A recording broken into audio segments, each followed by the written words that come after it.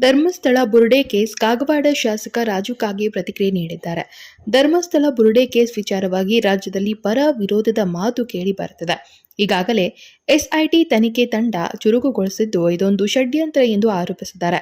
ದೇಶದಲ್ಲಿ ಧರ್ಮಸ್ಥಳ ಎಂಬುದು ಸನಾತನ ಧರ್ಮದ ನಂಬಿಕೆಯ ಕ್ಷೇತ್ರ.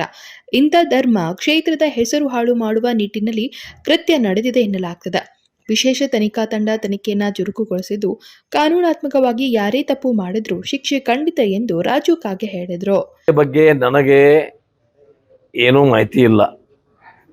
ಆದರೆ ನನ್ನ ಅನಿಸಿಕೆ, ನನ್ನ ವೈಯಕ್ತಿಕ ಅನಿಸಿಕೆ ಏನಪ್ಪ ಅಂದ್ರೆ, ಯಾರೋ ದುಷ್ಕರ್ಮಿಗಳು ಇದು ಒಂದು ಕರ್ತವ್ಯಲ್ಲಿ ಮಾಡಿ ಅದನ್ನು ಬಿಂಬಿಸಿ ಆ ಒಂದು ದೇವಸ್ಥಾನದ ಅಲ್ಲಿ ಕಪ್ಪಚುತ್ತಿ ಹಟ್ಟಬೇಕನ್ನುವಂಥದ್ದು ಒಂದು ದುಷ್ಟ ಶಕ್ತಿಗಳದ್ದು ಯಾವುದೋ ಒಂದು ಇರಬೇಕು ಅನ್ನೋಂಥದ್ದು ನನ್ನ ವೈಯಕ್ತಿಕ ವಿಚಾರ. ಆದರೆ ಸಂಪೂರ್ಣವಾದ ಮಾಹಿತಿ ನನಗಿಲ್ಲ. ಈಗ ಪೊಲೀಸರು ತನಿಖೆ ಮಾಡ್ತಾ ಇದ್ದರು. ಈಗ ಸರ್ಕಾರ ಅದ್ರ ಬಗ್ಗೆ ಹೆಚ್ಚಿಗೆ ಗಮನ ಕೊಟ್ಟು ಸತ್ಯಾಂಶವನ್ನು ಹೊರಗೆ ತರಬೇಕು ಅನ್ನೋಂಥ ಅದು ಸರ್ಕಾರ ಆದೇಶ ಮಾಡಿದೆ. ಕಾದು ನೋಡೋಣ ಏನಾದಿದೆ ಅನ್ನೋದು. ಊರಿನ ಪ್ರದೇಶ ಇರೋದ್ರಿಂದ ಮಾಹಿತಿ ಇಲ್ಲದೆ ಏನಾದರೂ ನಿಮಗೆ. ಅಜಿತ್ ಕೋತ್ KMM ಕನ್ನಡ ನ್ಯೂಸ್, ಚಿಕ್ಕೋಡಿ.